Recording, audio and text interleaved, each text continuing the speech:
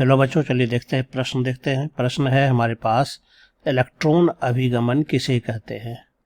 तो चलिए पहले इससे संबंधित हम कुछ बातों को जानते हैं। पहले मुख्य अवधारणा। तो यहाँ पर पूछा गया है सीधा इलेक्ट्रॉन अभिगमन के बारे में। इलेक्ट्रॉन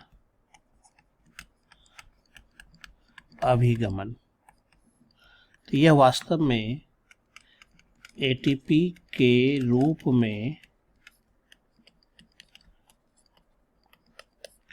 ऊर्जा उत्पादन की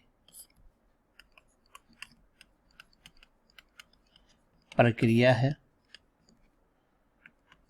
जहां पर क्या होता है कि जो इलेक्ट्रॉन होता है कई अणुओं के द्वारा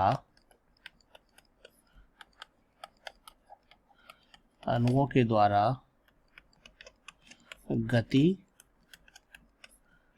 करता है, जिस क्रम में ऑक्सी अवकरण की प्रतिक्रिया होती है।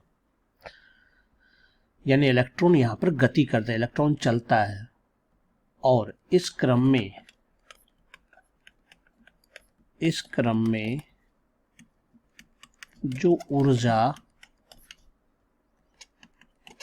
तैयार होती है वह एटीपी के रूप में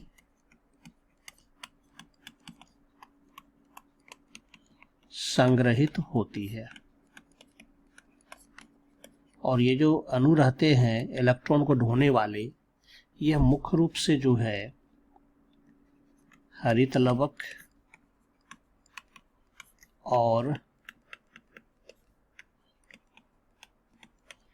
माइटोकॉन्ड्रिया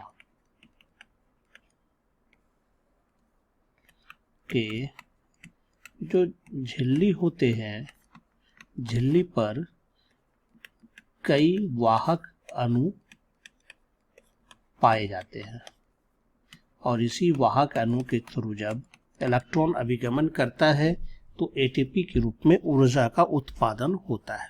तो चलिए देखते हैं कैसे होगा ऊर्जा का उत्पादन। यहाँ पे एक चित्र देख रहे हैं, ये माइटोकॉन्ड्रिया के अंदर का है। यहाँ पर ये माइटोकॉन्ड्रिया के बाहर जो कोशिका है, यहाँ पर कोशिका द्रव्य मौजूद है। ये इसकी माइटोकॉन्ड्रिया की बाहरी झिल्ली है, और ये जो है आंतरिक झिल्ली है।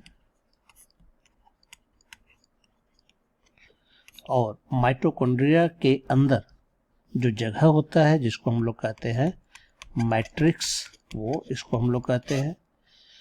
यहाँ पर अगर हम इसकी झिल्ली को देखें तो यहाँ पर 5 प्रकार के कॉम्प्लेक्स पाए जाते हैं। आप देख सकते हैं ये पहला कॉम्प्लेक्स है। इस पहले कॉम्प्लेक्स को हम लोग कहते हैं एनएडीपी कॉम्प्लेक्स।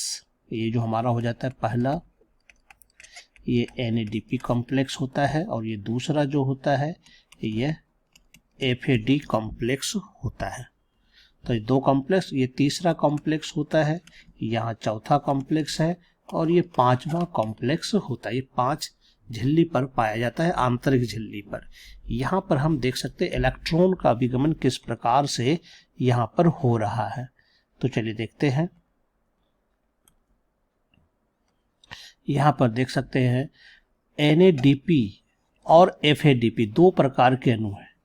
इस दोनों से जब ये जो NaDH है, ये जब टूटेगा NaDH, तो ये टूटेगा तो NaD, और जो है हाइड्रोजन आयन यहाँ पर निकलता है, और इसमें भी हाइड्रोजन आयन निकलता है।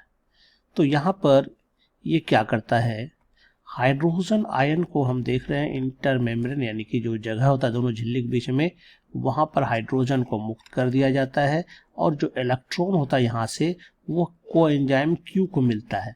यह पहले वाले कॉम्प्लेक्स से भी और दूसरे वाले कॉम्प्लेक्स से भी यह कोएंजाइम Q को ही मिलता है। यानी कि कॉम्प्लेक्स 1 यानी जटिल 1 और जटिल 2 दोनों से कोएंजाइम Q को यह इलेक्ट्रॉन मिलता है। यह इलेक्ट्रॉन उसके बाद मिलता है तीसरे नंबर कॉम्प्लेक्स को। यहाँ पर भी हम देख सकते हैं कि FAD का जो हाइड्रोजन होता है वो जो है दोनों झिल्ली के बीच जो जगह होता है वहाँ मुक्त हो जाती है। फिर ये इलेक्ट्रॉन साइटोक्रोम C को मिलता है और फिर यह इलेक्ट्रॉन जो है जो जटिल 4 होता है उसको मिलता है। तो यहाँ पर जो फाइनल अब इलेक्ट्रॉन जो था यहाँ पर इस इलेक्ट्रॉन के अभिगमन को जो रोकने के लिए है वो है हमारे पास ऑक्सीजन का अणु।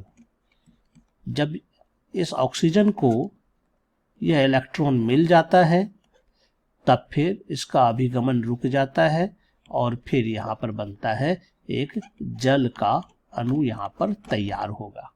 तो जैसे ही ऑक्सीजन को ये इलेक्ट्रॉन मिलेगा ये इलेक्ट्रॉन का अभिगमन रुक जाता है और ये जो हाइड्रोजन का जो संख्या है ये दोनों झिल्ली के बीच में जो जगह है यहाँ पर इसकी संख्या काफी ज्यादा बढ़ चुकी है और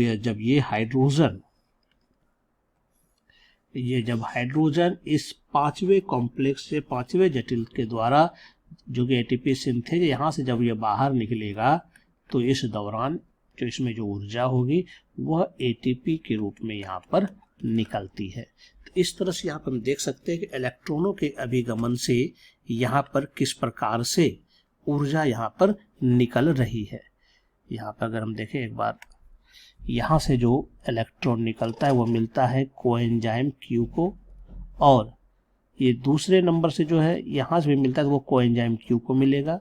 फिर ये तीसरे कॉम्प्लेक्स को यहाँ से निकल के जाएगा साइटोक्रोम C, फिर ये चौथे कॉम्प्लेक्स को मिलता है। यहाँ पर जो इलेक्ट्रॉन रहेगा वो मिल जाता है ऑक्सीजन को मिल जाएगा और ऑक्सीजन को मिलने से यहाँ पर जल के अणु का निर्माण हो जाता है और इलेक्ट्रॉन का विगमन पर रोक लग जाती है। और जो अब हाइड्रोजन यहाँ बना हुआ था ये सभी हाइड्रोजन जो है एटीपी सिंथेज के द्वारा ये बाहर निकलेगा जिसके कारण यहाँ पर एटीपी अणु के रूप में यहाँ पर तैयार होगा।